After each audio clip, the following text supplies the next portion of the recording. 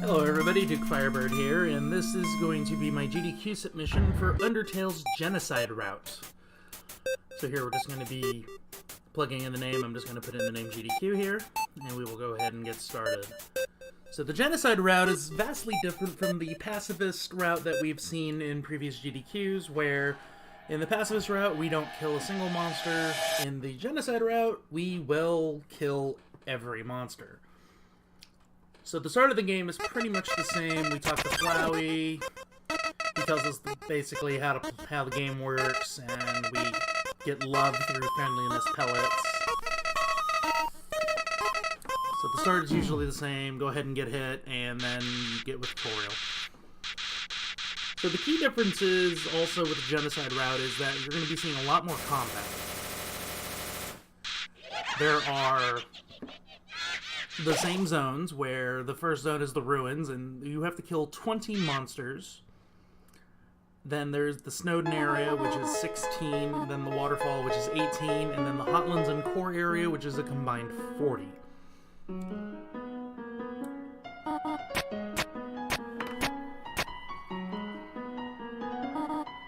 You must exhaust this kill counter before you even get to the area boss, which would be Toriel, Papyrus, Vendine, and Metaton in their respective zones.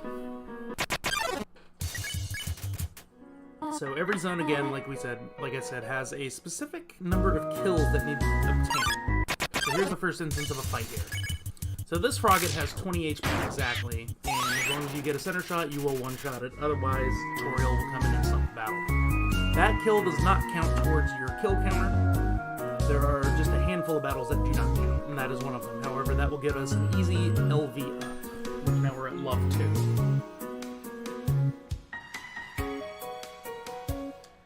So as the game starts, we're going to be getting a couple of...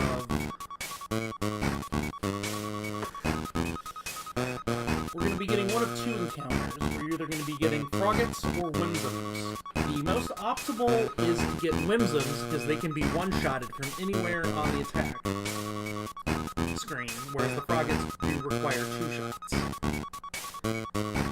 Froggets have about 30 HP, Whimsims, I'm not certain what their maximum is, but again, they can be one-shot from anywhere.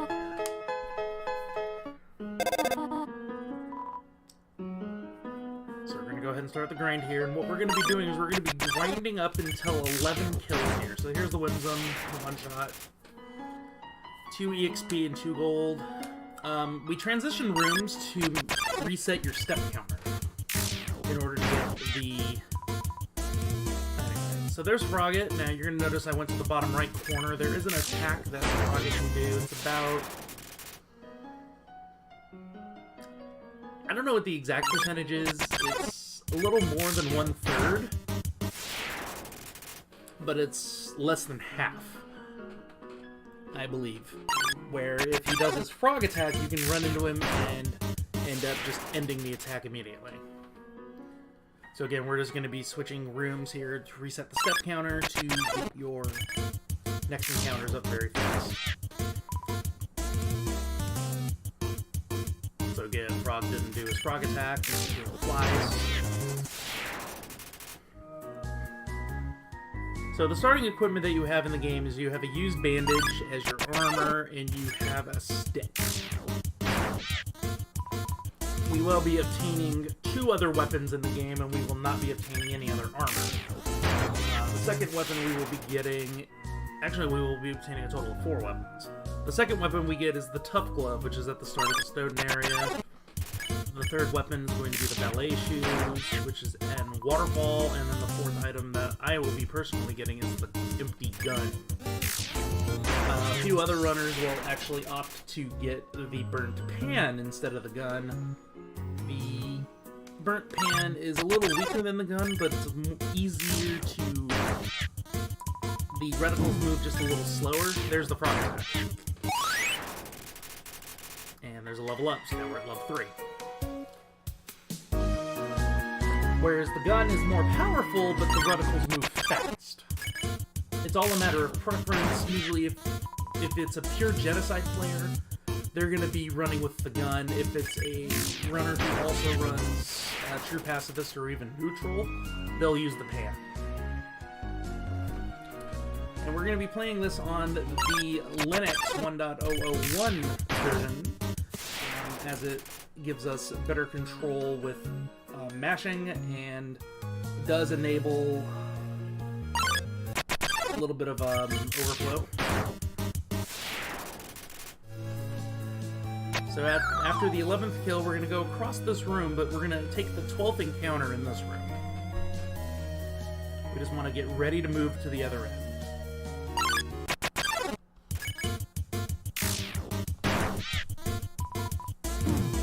Croak. There we go. That's another frog skip right there, so that's optimal.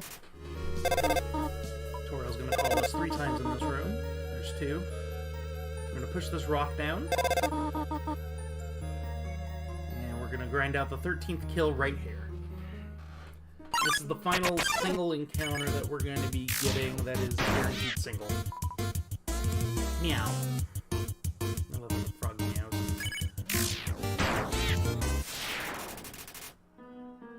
Alright, so now we're going to continue. There's a little bit of a maze here. As long as you know the path, you'll never fall. If you do fall, you'll see the solution.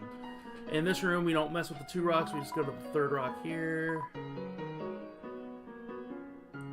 Push it, walk away, and then he'll get it there, and then he'll stay there. And then we're going to be grinding out the final 7 kills here. So we have chances. We have 2 froggets. So we're attacking the 2nd frogget here because there is a optimal encounter where it's a frogget and a windbloom, and the windbloom is always in the 2nd frogget.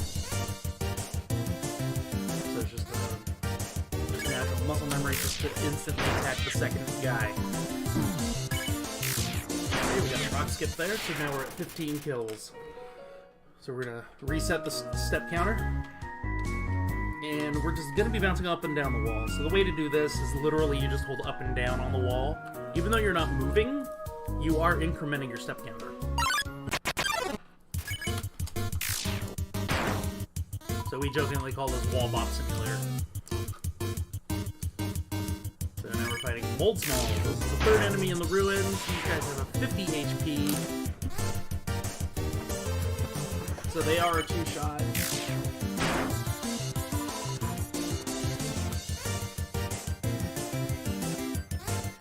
There are other enemies in the ruins, but we do not see them at all. There's Vegetoid, Mygowisps, and Lukes. We don't even see them in this run. In fact, the next monster you're going to see, but we're not going to encounter, is Napstabluke. Knowing if you got a 4th... If you got the 20th kill, I'm sorry, he will just disappear instead of encountering you. Alright, so in this instance here, this is going to be enemies numbers 18 and 19. It is actually beneficial to run after the 18th kill because you have an 80% chance of getting a double, or there is one chance, there is a 20% chance there's a triple, 60% chance that there's a double, 20% chance there's a single. And it's faster to get your encounter with 2 enemies on the screen rather than 1 enemy left for the counter. In this instance, if I do get the triple, I would still only kill 2. I could kill the 3rd if I wanted. It doesn't change anything with the counter, it's just the counter looks and see if I've killed 20. So this is the Frogget Whimsum perfect combo. And a quick frog. Ah, no double.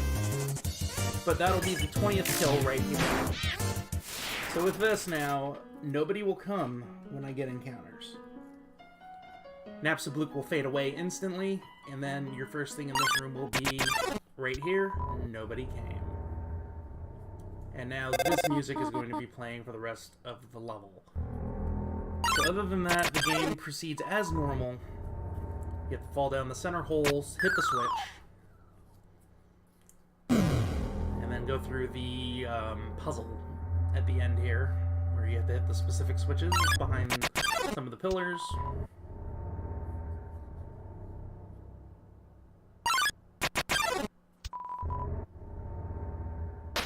I forgot to hit that switch.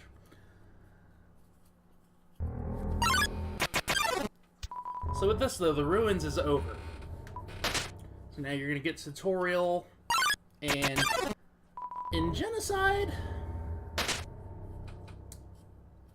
she goes down without a fight. It is kind of sad. But on the bright side, she does give you a full heal right here, so you don't have to worry about it.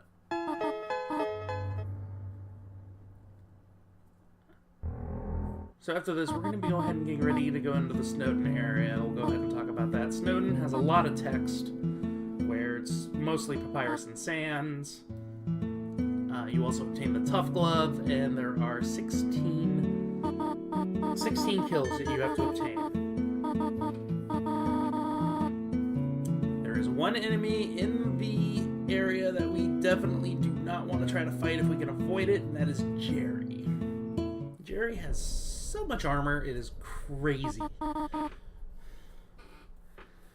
So to discuss how the battle system works while we have a little bit of downtime, the little reticle that you have that goes across the scope, the more to the center it is, the more powerful it is. And if you have a multiple attack reticle, which will occur with the ballet slip, the ballet shoes, the gun, or the pan, if you can get it right in the dead center, and you can get it with all of them, it's considered a critical hit, and it basically deals double damage.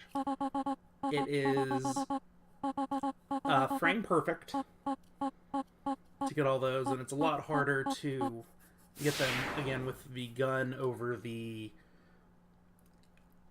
pan.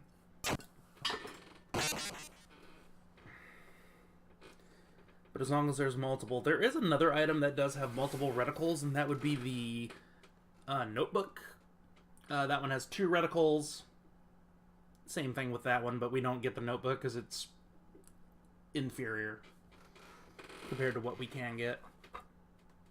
So we're going to walk up this hallway. We're going to talk to Flowey. And that's a wonderful idea.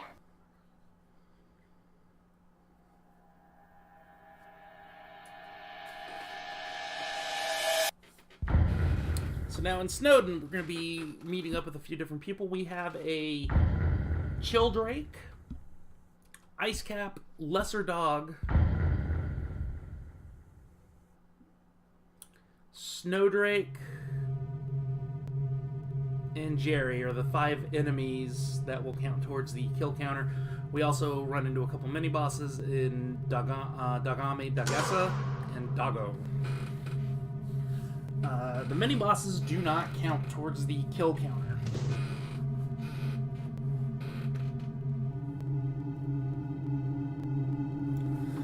Why that is, I don't know. Probably because it is the 4th encounter. But at the same time, that doesn't make any sense because the mini-boss that's in the Hotland Core area is a force encounter, but it does count. So, Sans does the old whoopee cushion in the hand trick. Now, if you're playing the pacifist route, he would say, hey, hide behind that conveniently shaped lamp. You just stand there. It's like, or not. That's cool. And Papyrus does not notice that you're a human. This is the start of meaning that you might become a monster. So we're going to get into the box, get the tough glove. Just have a little bit of control, a little bit of keyboard issue there. And we're going to go right to the first room. Here's Snowdrake. Snowdrake first and then Childrake. So standing in there in the lower left corner is Childrake. You 98% of the time won't get hit. He has to do that little arcing attack with the talons before a chance to get hit. If the talons come out straight, you'll never get hit. Behold, it's a rock. What's in front of the rock? So there is a slight chance that you could get a prank phone call here from Sans, but luckily we don't. And here's Icecap. Icecap is a one-shotter. It's near the middle. Boom. And here is Dago. He works off movement. as long as you don't move, he won't see you.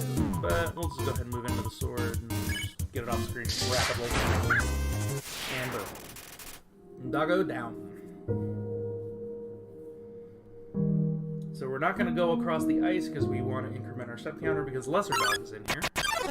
There are two methods of attack on Lesser Dog. You can either attack him twice or you can use your stick as an item.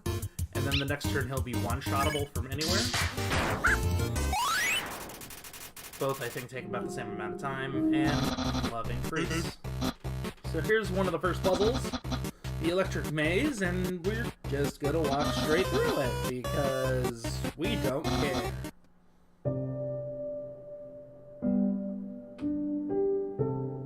Alright, so we're just gonna go through this room here, nothing exciting in this room. And the next puzzle, we're just gonna bypass it. Because it wasn't Junior Jumble.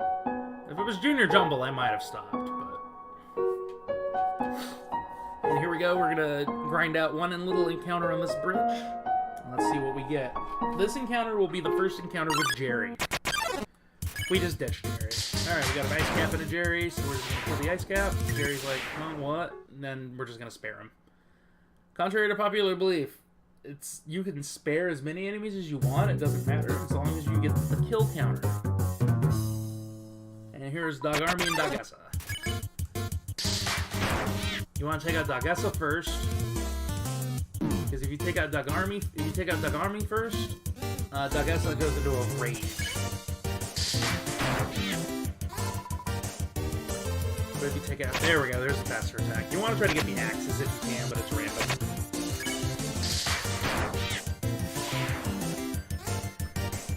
Yeah, he's sad now. Give him a heart. And then you get one-shot it from the center. And here's the second set of puzzles in Soda, but we don't have to solve them, because they weren't ready yet.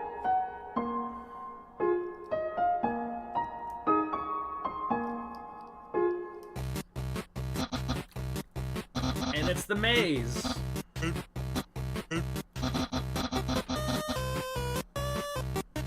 What do you guys think? Puzzles or Jeps? Or Jeps. JPs. I don't know how to say that word. And right here, we're gonna get into a ice puzzle maze. As long as you just move slightly up, you can just go across.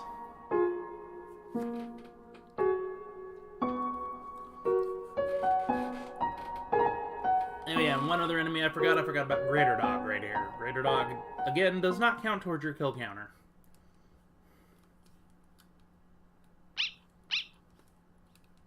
Such a cute little doggy, oh my god, oh, he's big.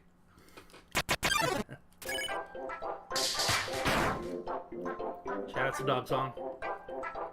So the reason why I moved directly down right there is because he has a dog form that is part of the attack, and if you run right into it, it'll end his attack, but unfortunately I didn't get lucky.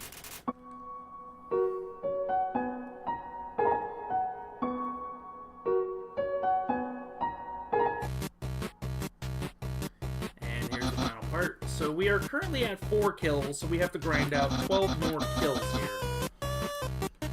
The 2 possible encounters that we will get are Ice Cap and Jerry, and then Ice Cap, Snowdrake, and Jerry.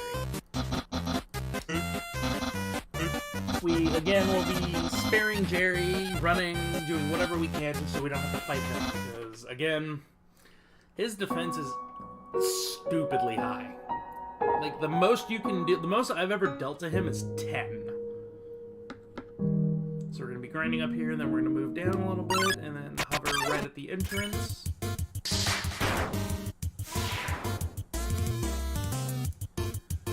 So, this zone is the only one where you really don't have to keep track. You can go off the music. And remember, the music doesn't change until you get the but nobody paid. But Snowden's music will change. Like, you notice it was that upbeat, that dun, dun, dun. It goes like that. It'll be much more dark if that was the case. So another level up, and that was 3 encounters there, so that's 7.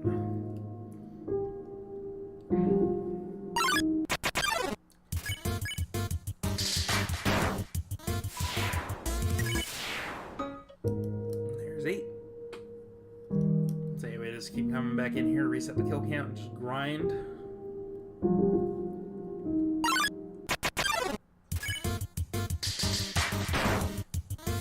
So the good thing is if you're doing this, you actually can just use the music to determine when you need to come off of the wall bouncing. Because as long as you continuously move, you'll always get the same thing. Here we go. Alright, so yeah, so these little talons are going up and down, left and right, instead of curving, so just lower left corner is always safe.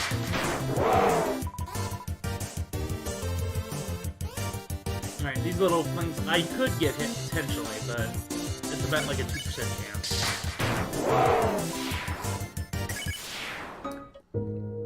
So while the names are in yellow, I'll go ahead and mention this, that is when you can just spare, and you'll be done with the encounter.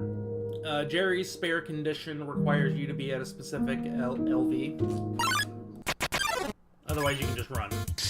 As long as you never unequip the bandage, you will always be able to run.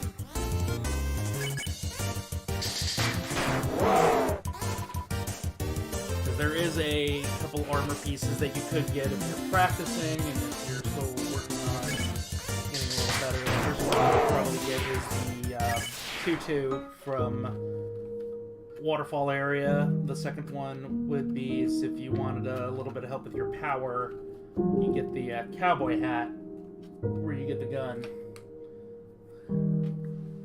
But I will not be obtaining those in this run.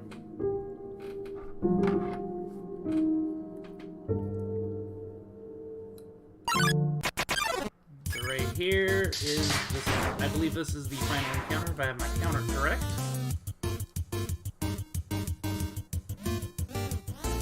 I always take a second to make sure that I know which attack is going on.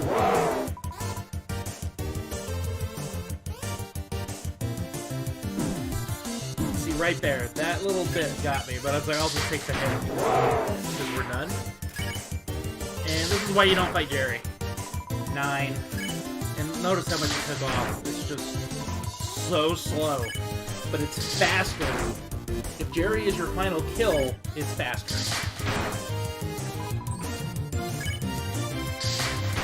Because you don't want to continually grind for a, with 1 kill remaining, or with 2 kills remaining to try to get that triple, because it's 50-50. And 1 more should do it. And Jerry's down. So now listen. See how the change is a little different now? And that's when you know you've hit the kill quota. If you want to explore all those houses, there is nobody here. And we're coming up to Papyrus. A lot of runners have been having issues defeating Papyrus in the pacifist route. I mean, Papyrus is formidable. I can go ahead and say this. But you know, perhaps a new tactic is needed. How about just punch him? And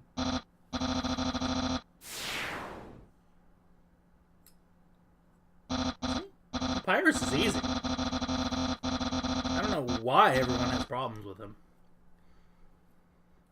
In all seriousness, now we're going to go ahead and get ready to go into the waterfall area.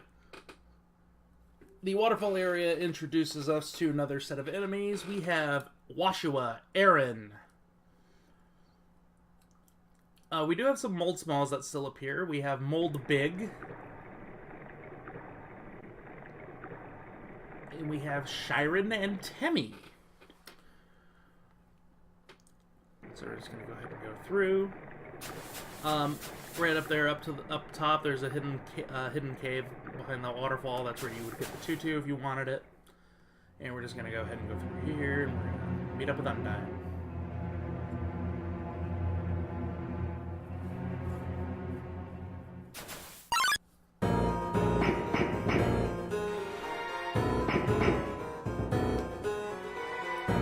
So coming up, we're going to be getting into two encounters. We're going to get an encounter with Aaron and an encounter with Washua. We're just going to run through those right now. It is a 2-turn battle at this point in time. It's not working. We will be getting those kills back.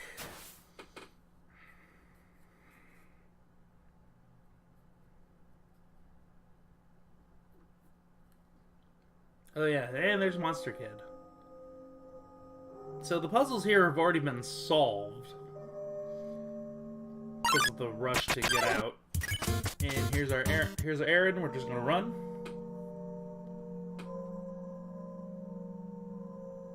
And in this room is gonna be Washaway.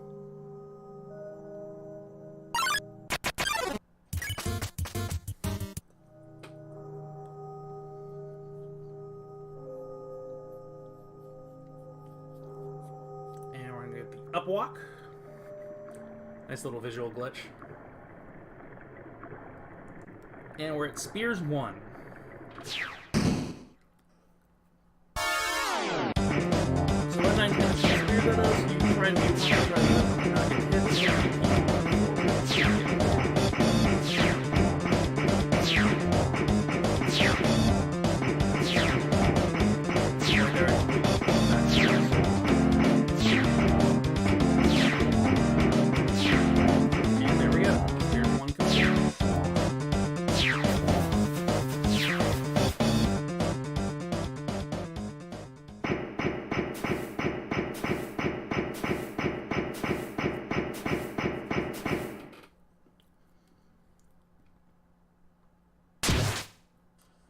and Undyne knocks us out.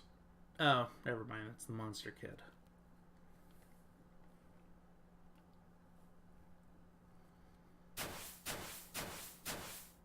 And Undyne goes away.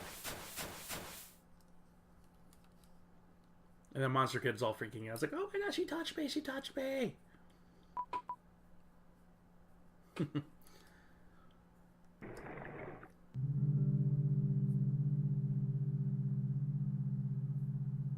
We're going to get into the save point there. So we're going to go ahead and come down, and now this is where we're going to start getting some encounters. So the first encounter we're going to get 2 mold smalls. They're the exact same as they were in the ruins, except this time they're one-shottable.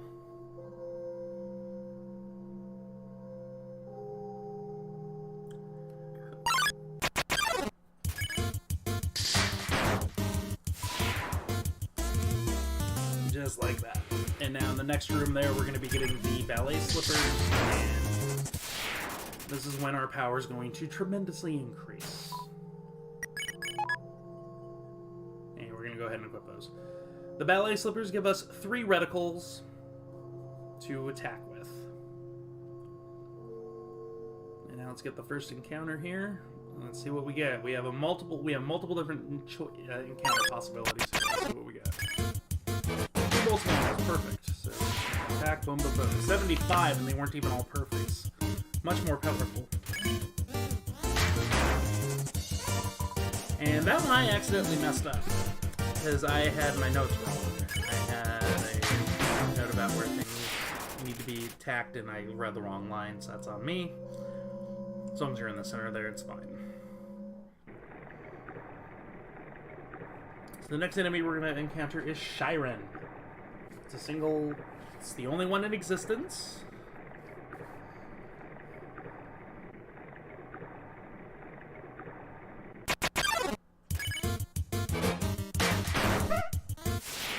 $76, good enough.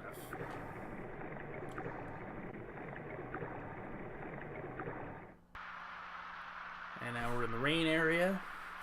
And we're going to talk to Monster Kid, and then we're going to be... The next thing that's coming up is going to be Spears 2. Spears 2 is a lot different from Spears 1, whereas now the spears are going to be coming up through the floor instead of being chucked at us.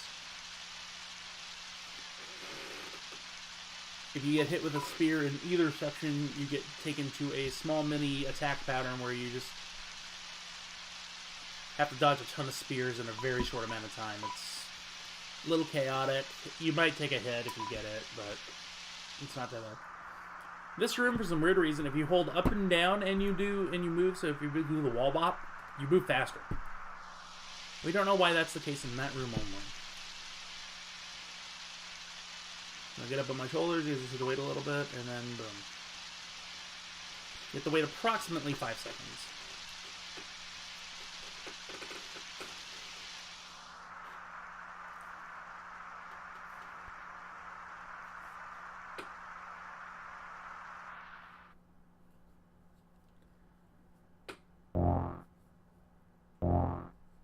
And here's Spears 2.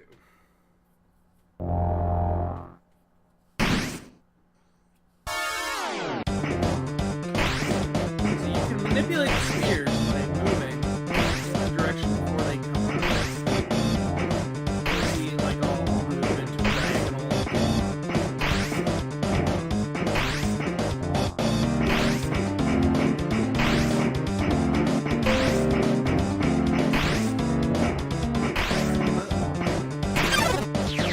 Right there, here's the spear head.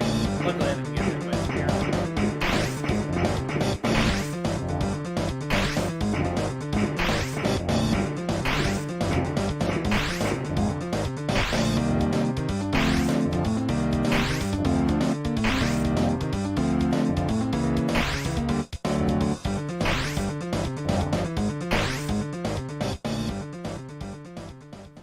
Far enough away from the bridge, and then it will trigger the end of the spear section, and then it's going to come up and going to chop the bridge down.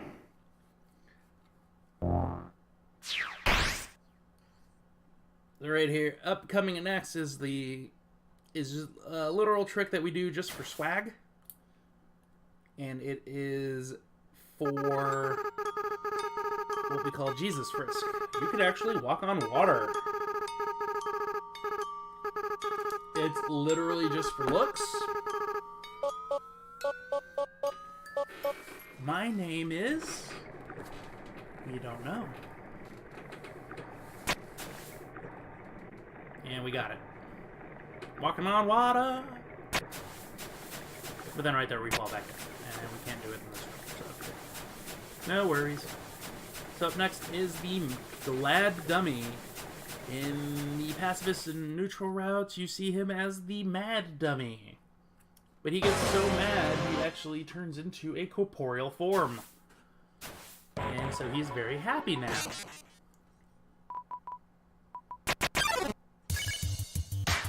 But now that he's corporeal, we can kill him. So...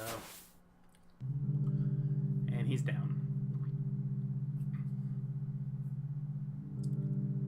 Shop there if you really want to shop. You can get the notebook and whatnot. Not worth it. Ballet slippers are better. And here's Timmy! Bye, Timmy. And this is going to be the final part of the grind. We're going to be grinding a few encounters here. You got Mold Small and Mold Big here. Mold Big looks like a Mold Small, but it isn't. Perfect crit. 80 damage. So we're going to be grinding out a few kills here before we traverse the room. We want to get approximately to... We want to get to about 14 before we start traversing this room, because then by then we'll get to 16 hopefully, and then in the light room we'll get to 18.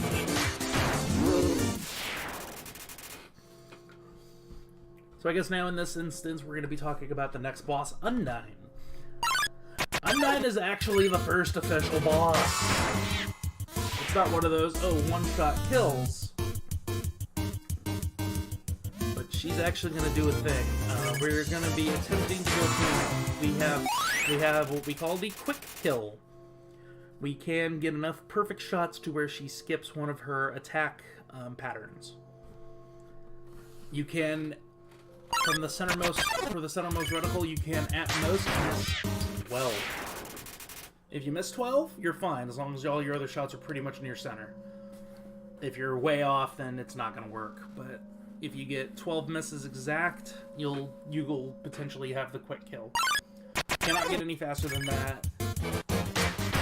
There is also a slow kill, which is 2 extra attacks after that. But usually that does not happen. Alright, so we're going to go ahead and advance through, and this is the final room. I'm just going to do what I can to get any extra steps when I'm walking forward by holding up and down.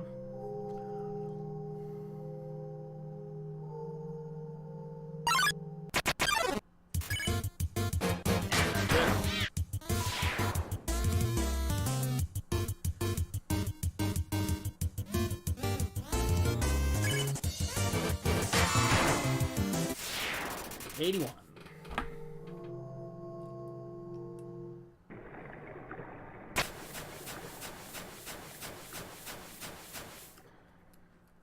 So this is also the first instance where if you didn't have enough kills, the game actually warned you.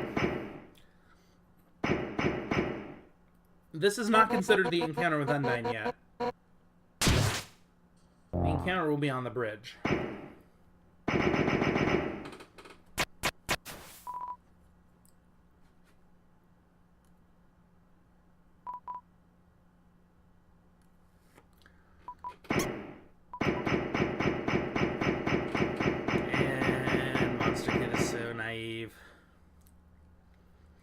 So yeah, as you attempt to traverse this pathway up that just opened up, it will warn you that strongly felt X number left.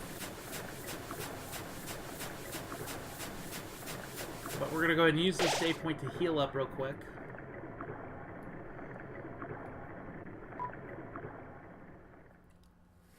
And there's Monster Kid again.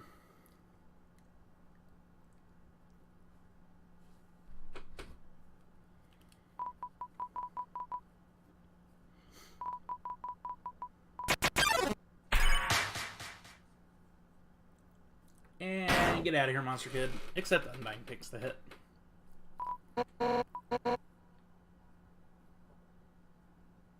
So Undyne's going to go into a little spiel, but then this is where we learn that she has the trait of determination. Determination is actually detrimental in monsters as they start melting and whatnot.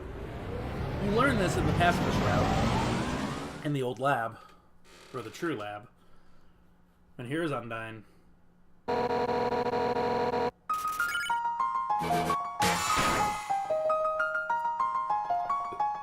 So yeah, this is the actual first fight.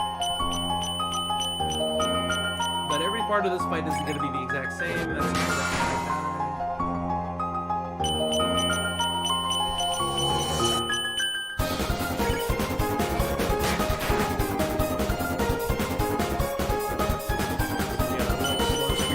This part is random, it's not always going to be the same pattern.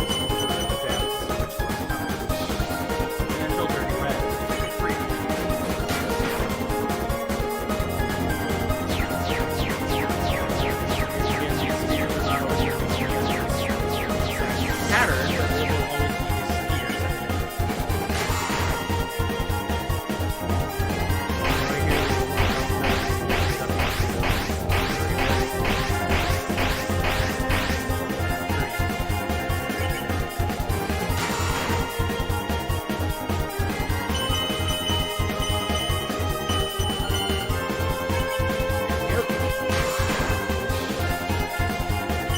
spheres. This is always going to be the same.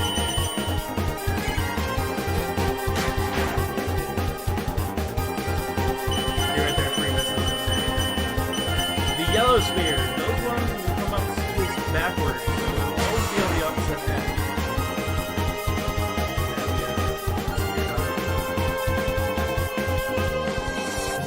If you have the cloudy glasses armor, that'll actually give you additional invincibility frames. That'll help you out if you're having trouble with Undyne the Undyne.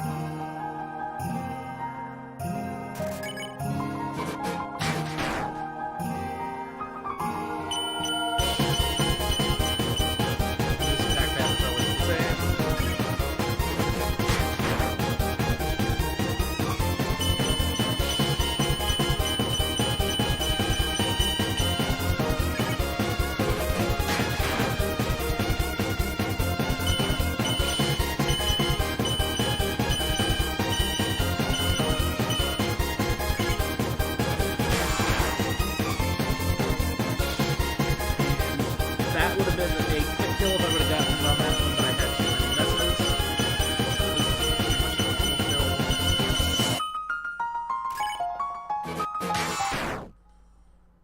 sure I get it, and right there, Undyne is down.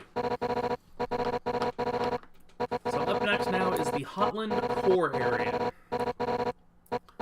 This area is the biggest area by far. It has a 40 kill. However, a majority of these are going to be done in scripted encounters. We have actually the first 5.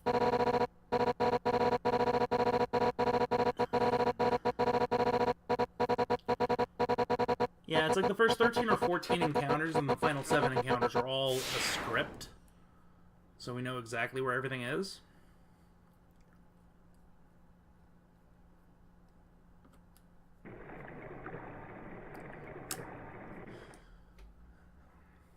So the enemies that we're going to be meeting here, we're going to see a Vulcan, Sunderplane, Royal Guard 1, Royal Guard 2, Muffet, and then Astigmatism, Final Frogget, Whimsalot, Night Knight, Magic.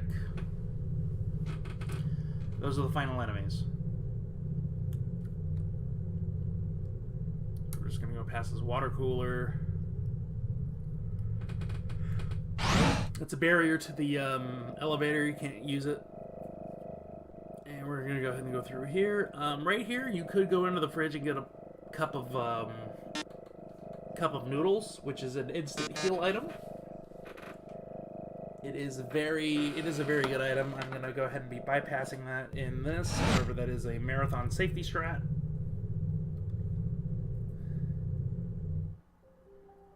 It only takes a couple seconds to grab.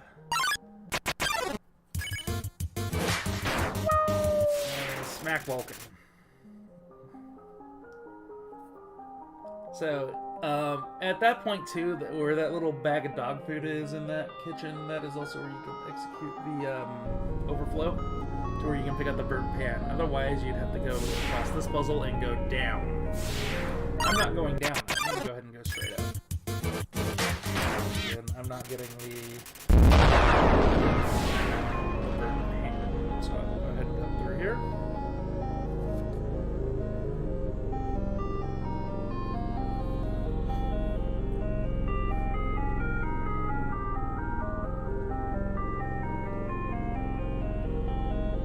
We don't have to solve any puzzles. Here's Royal Guards 1 and 2.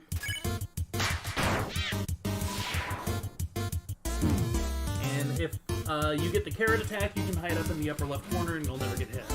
The other attacks that you can do is a star attack, which you just have to dodge.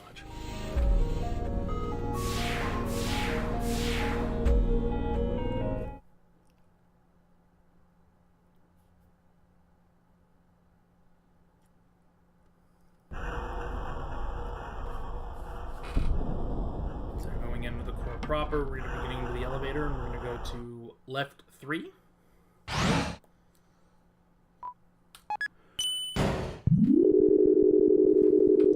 And we're going to finally get our first glimpse at Muffet. This is a boss that we've always skipped over in the pacifist routes because of the punch card exploit.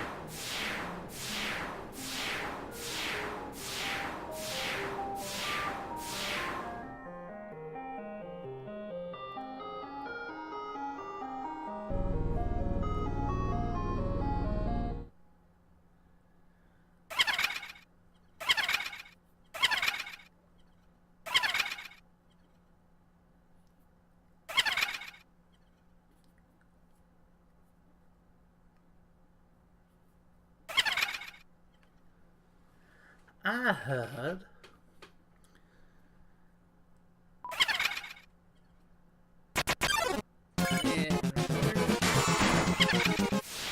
And unfortunately, it's a one-shot, so.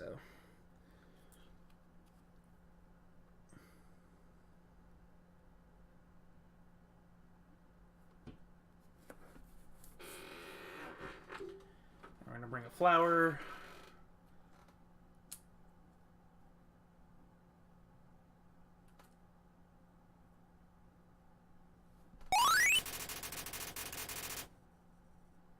And level up. And now we're going to go ahead and continue. And that's 5 kills, and now we're down to 35. All of the rest of these are going to be done in the core. But first, shopping. Since there's no tellers, we're just gonna go ahead and steal. We just want the gun.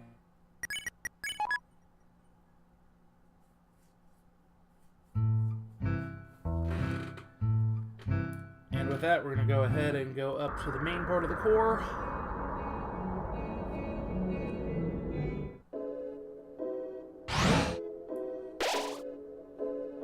$35 left. And we're just going to stay right here. These first few encounters are going to be scripted. You always get an astigmatism. Again, the gun's a little unwieldy, but it's very powerful. Astigmatism's at 120 HP. That one's down.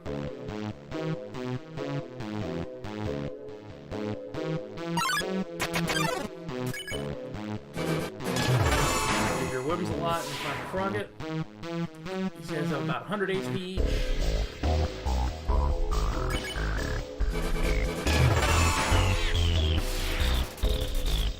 That was a quad. Next up is frog it and Sigmatism, I think? No, it wasn't the last one.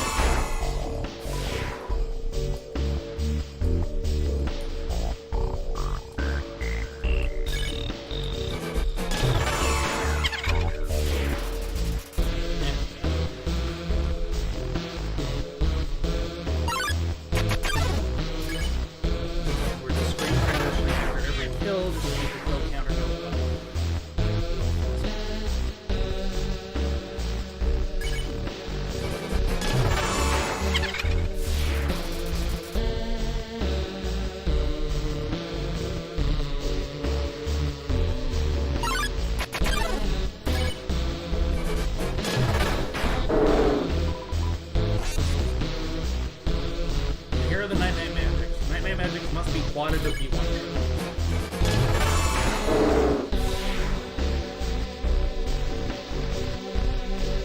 Even with the burnt pan, it's still a quad.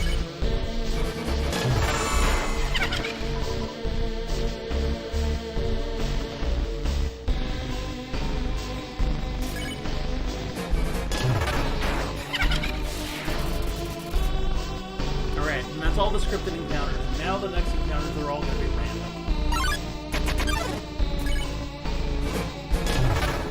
We do have a few kills to go through here, so ideally we want to get to 29 kills before we go to across the bridge.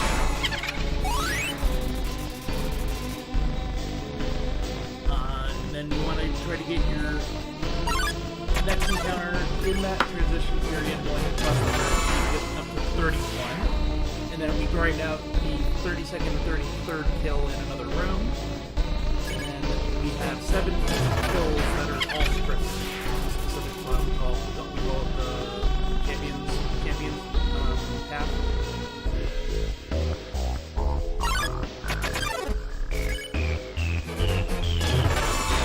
Referred to as it's guaranteed 7 kills. So really, the goal is to get 33. But there's not much else to talk about for the core. After getting your 40th kill, though, you will want to switch back over to the ballet shoes. The ballet shoes are actually the fastest weapon when it comes to getting the attacks off. They'll be useful for the final fight.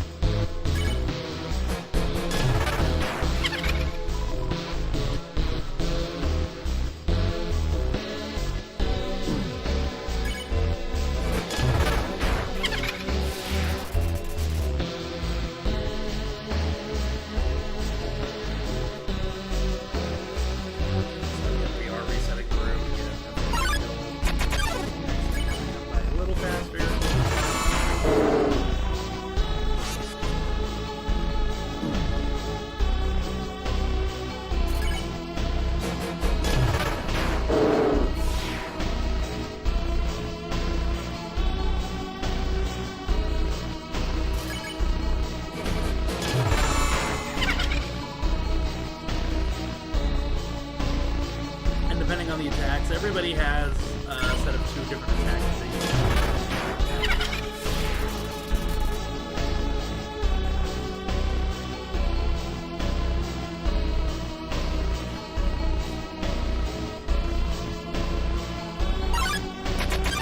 all in all, this game does have a bit of RNG elements, but not enough to really make too big of a difference. The 2 biggest RNG intensities in the game are obviously the core and the ruins. A lot of runs when you're going for personal bests do reset in the ruins, because you want to have very optimal RNG going in. And then the core is usually another dead spot, where this is where runs usually come to die. So now we're going to go ahead and cross the bridge. Doing the wall bounce, coming up, and then waiting until we get the encounter.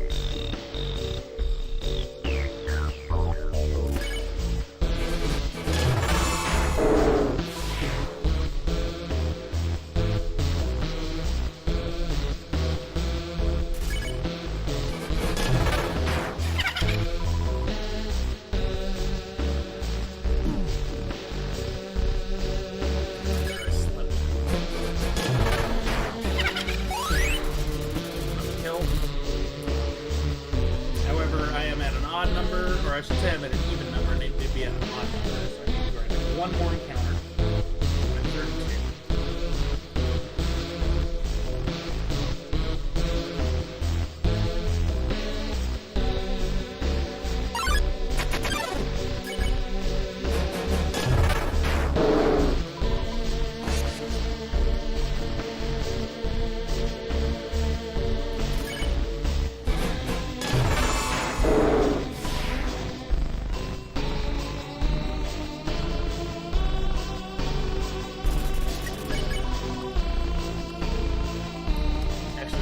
Push down there. I meant to flee instead of spare. So there we go. Now I'm at 33.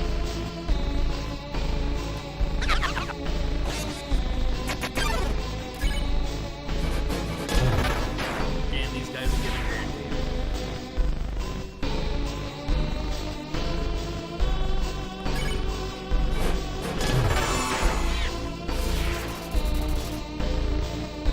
And here's our final night magic.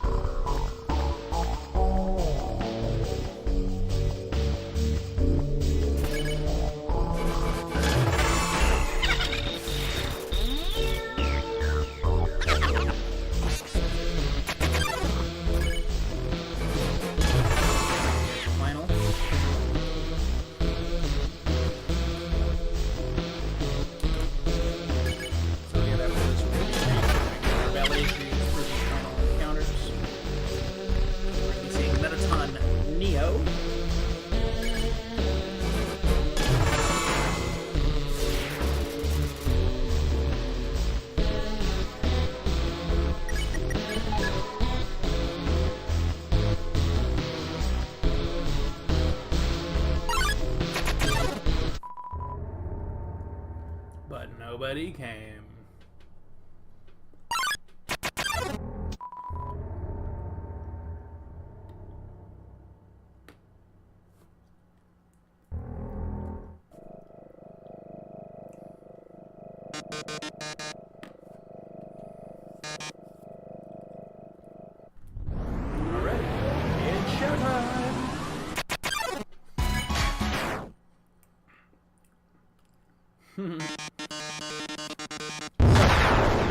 If you only get like a 5-digit number when you do that attack, that means you failed your genocide. But at this point, your genocide is done.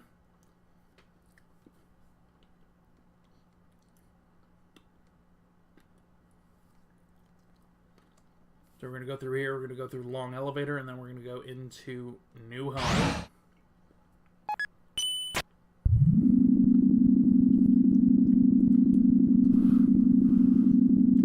So if you remember the pacifist routes and whatnot, we have a section to go through that we call Monster Tail. Well, we have one in this one, it's called Flowey Tail. Flowey Tail isn't that bad because you can actually mash through it.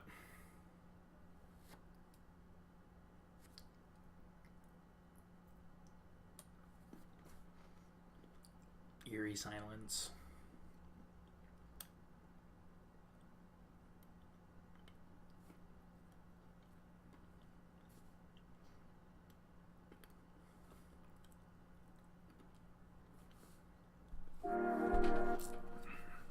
And here it is.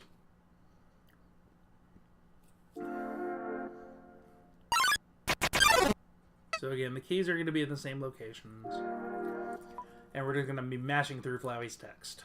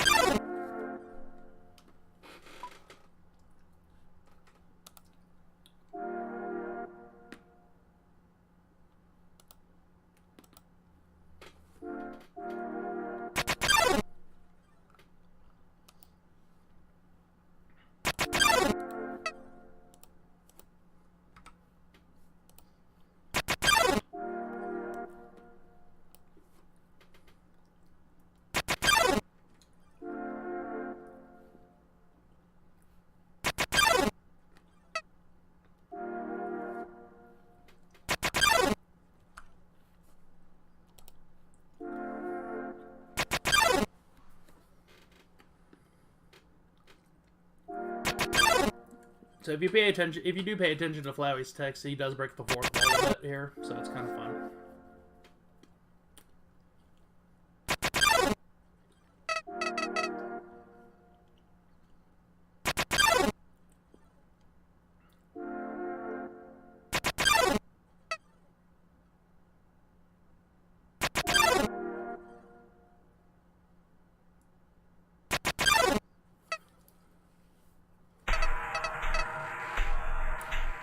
And Flowey now actually understands fear.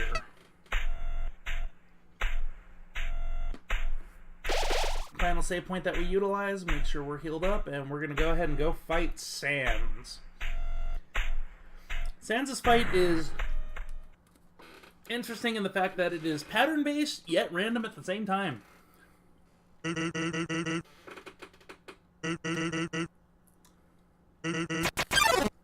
So for all these attacks, we're going to go ahead and go through what is random and what is the same about it. You will always have the same pattern.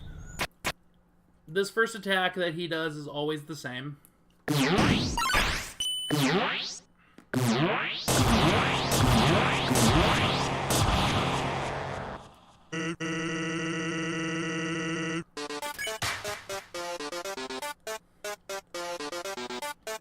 And this is always the same every time.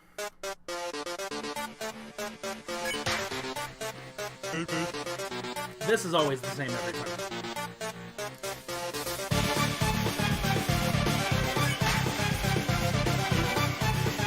Now, you're going to be jumping through bones, however, the heights of which you need to jump will be different. And this attack is always the same shit. While we listen to Megalovania.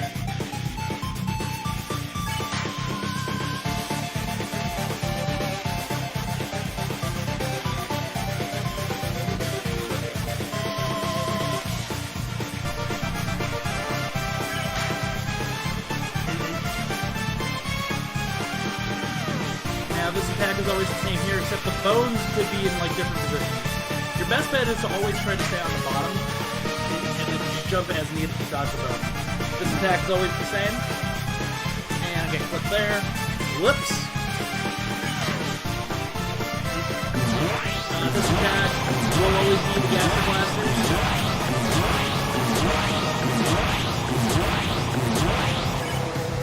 Always 10 shots.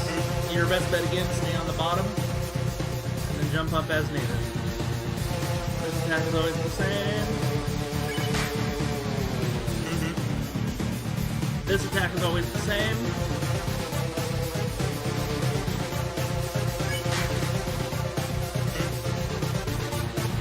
This attack is always the same.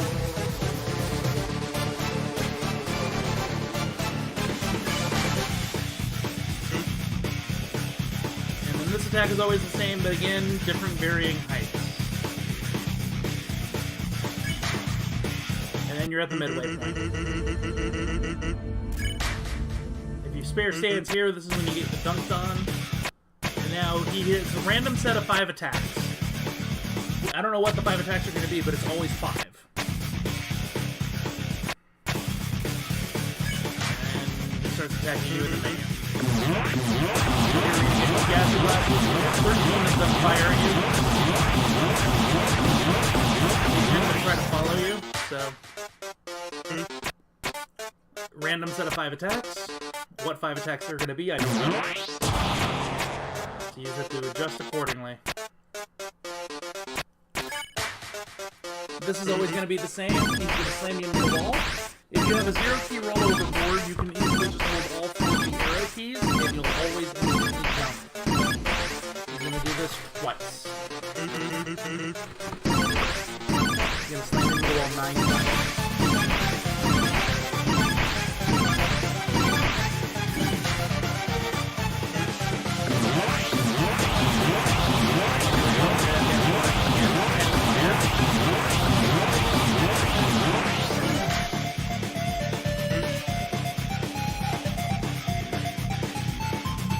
This attack is always the same.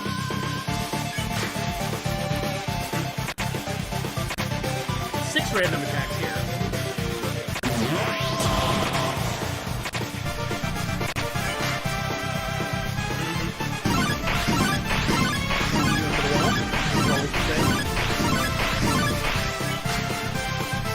And the final attack. You're saving the wall 4 times.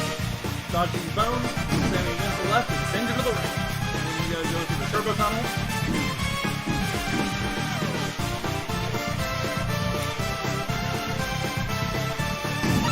And then jump.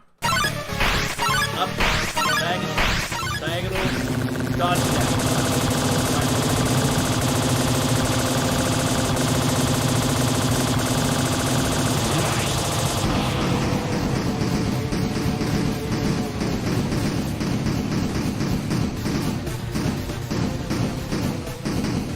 After he starts slinging you around like crazy, he cannot kill you, no matter how much HP you have.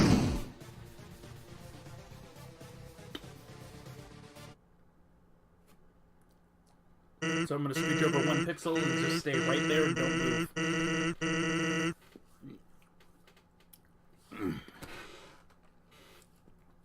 Sans is now basically going to say he's going to go through his special attack, which is him basically not taking his turn. Therefore, you are never going to get another turn, and you're just going to be locked in battle indefinitely.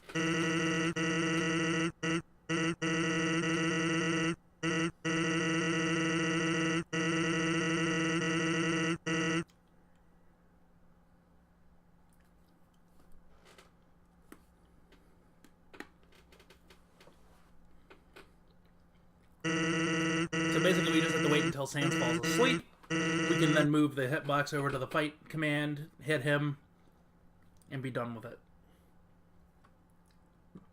And with that, time is going to be called when we hit the final check, when we have the final text box choice of erase or do not. And at that point, time is called. So we do want to thank Games Unclick for the consideration of putting Undertale's genocide route into the marathon. We are submitting this as a race. We think a genocide race would be a fun thing to watch. Just to see how RNG does affect the game a little bit, but at the same time, it's still going to be pretty close with the top runners. And with that, we'll just let the game play out until the end.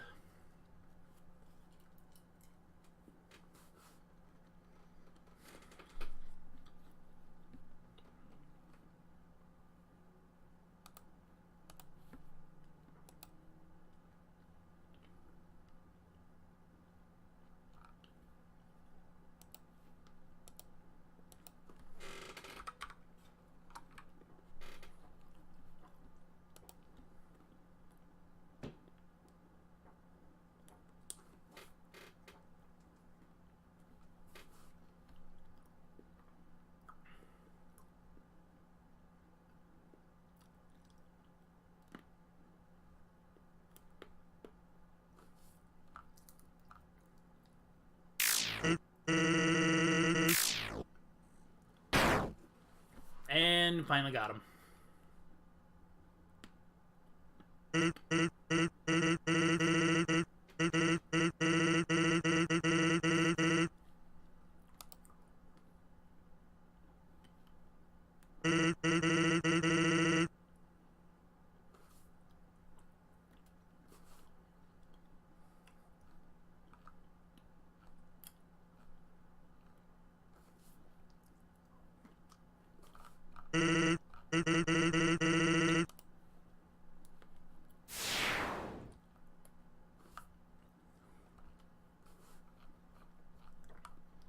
And with that, we've hit level 20.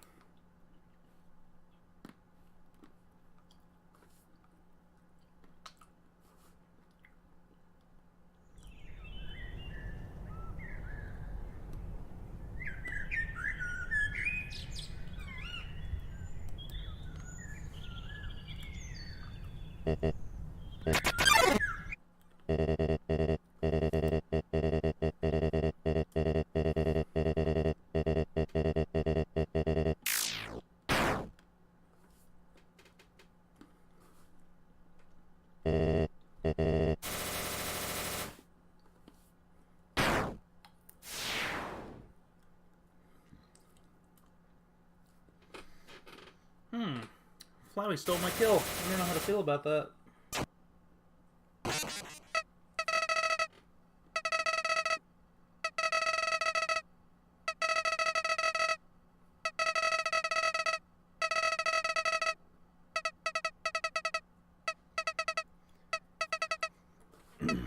And this is your final chance to get out of genocide. Genocide is over.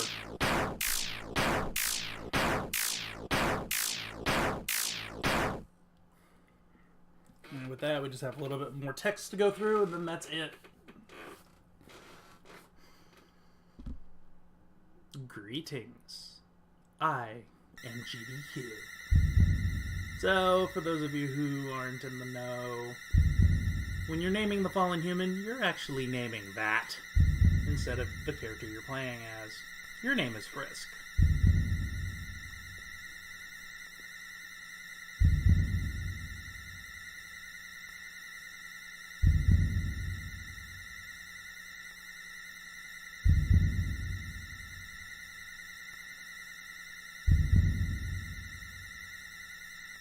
So basically going through that they were dead, and they were brought back to life because of your determination and the power of your soul.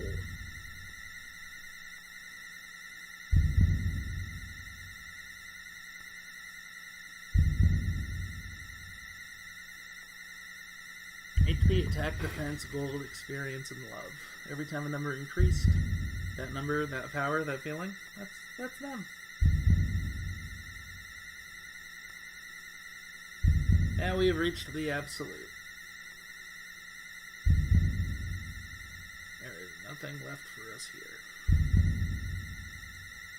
Let us erase this pointless world and move on to the next. And this is where you get your choice. Both basically end in the same fashion. One gives you a jump scare, the other does not. And time is called.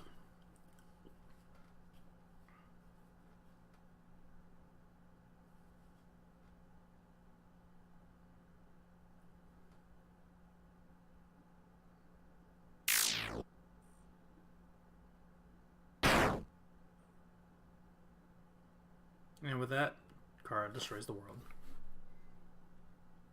Thank you. This has been Duke.